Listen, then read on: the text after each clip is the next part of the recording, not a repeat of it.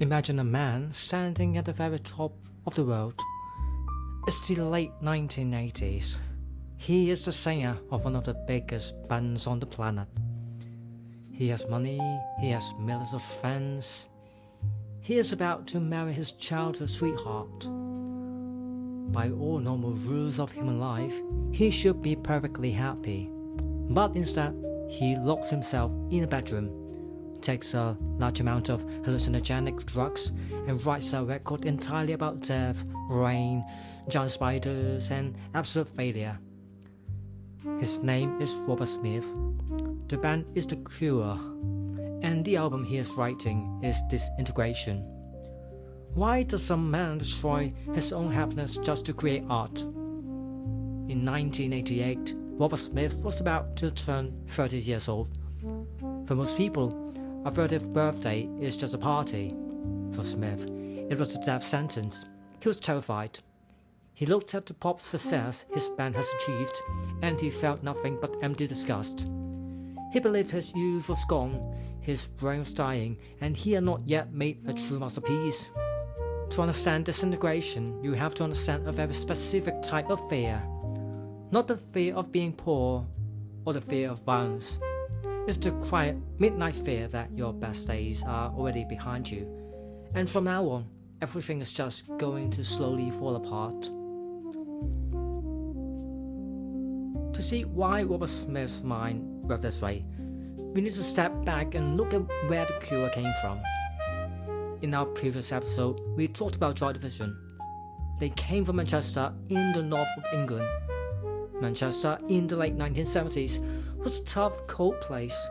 It was full of dying factories, high unemployment, and rough streets. Joy Division's music sounded like the physical environment, freezing, metallic, and harsh.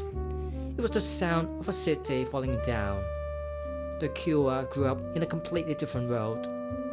They came from Crawley, a quiet, near little town in the south of England.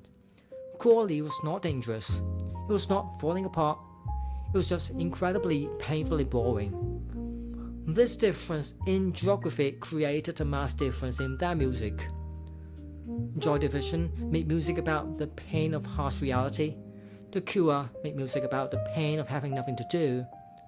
When you live in a quiet town with nice gardens and empty streets, your mind starts to eat itself. You invent your own ghost, you look inside yourself, and you find a dark, endless hole. Throughout the 1980s, The Cure played with this darkness.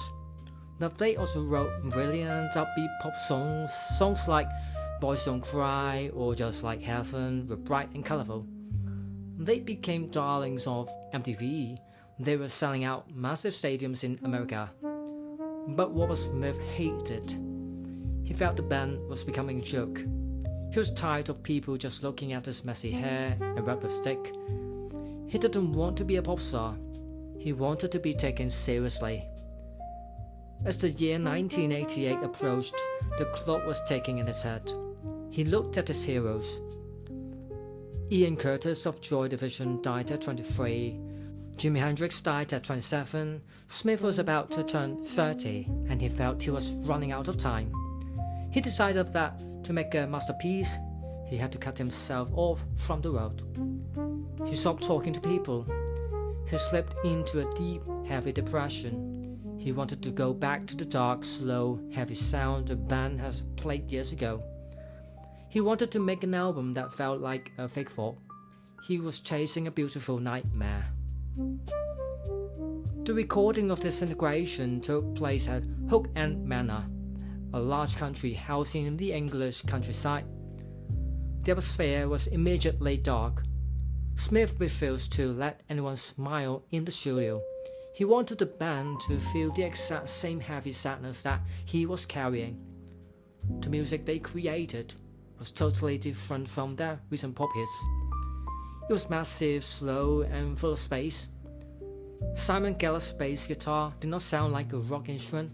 It sounded like a slow heartbeat. The keyboards were layered like thick walls of ice. Every song stretched out, taking its time, forcing the listener to sink into the mood.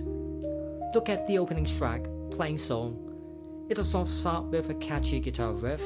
It starts with the sound of wind chimes, followed by a massive crashing wave of synthesizers that feels like the end of the world. It is not a pop song. It is a funeral march for his youth. But the tragedy of the album became real during the recording sessions. A fire broke out in a room at the studio. Robert Smith's personal bag was caught in the fire. Inside the bag were all photographs of his wife, Mary. When the fire was put out, Smith dug through the ashes and found the pictures. They were burned around the edges. He sat looking at the damaged faces of his past. That exact moment gave birth to one of the greatest songs on the album, Pictures of You. It's a song about staring at old photos until you go crazy.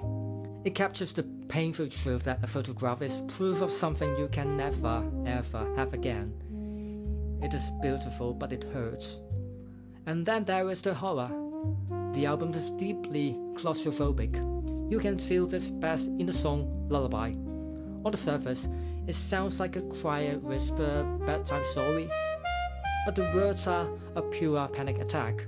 Smith sings about a giant Spider-Man climbing through his window, wrapping him in a web, and slowly eating him alive. It is a metaphor for his depression and his drug use.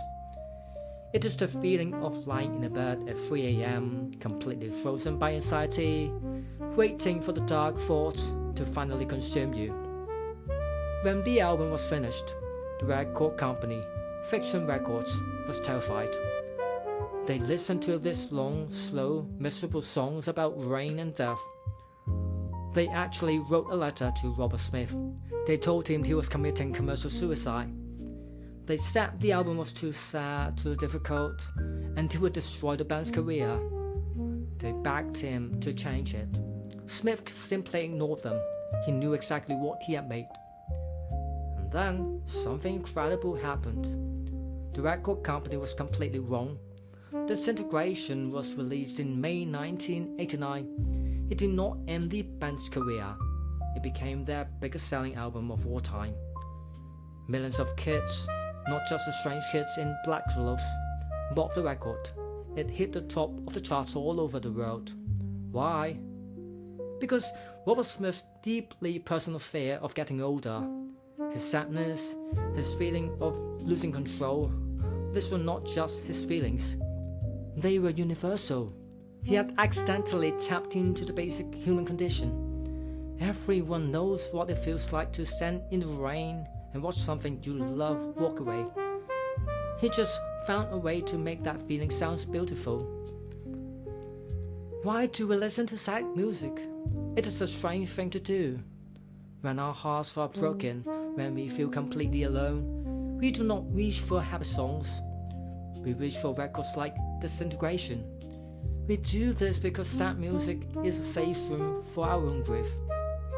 When Robert Smith sings about the world falling apart, he's telling us that our pain is real. The terror of growing older, the fear of losing our memories, the slow death of our youth, these things are terrifying. But when you wrap those fears in a beautiful, heavy melody, they become easier to carry. Disintegration is not an album that tries to cheer you up. It does something much more important. It sits next to you in the dark. It tells you that it's okay to be broken.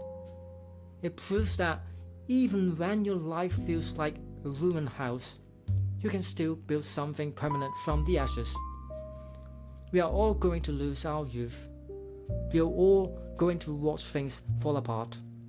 The best we can do is find a rhythm in the rain.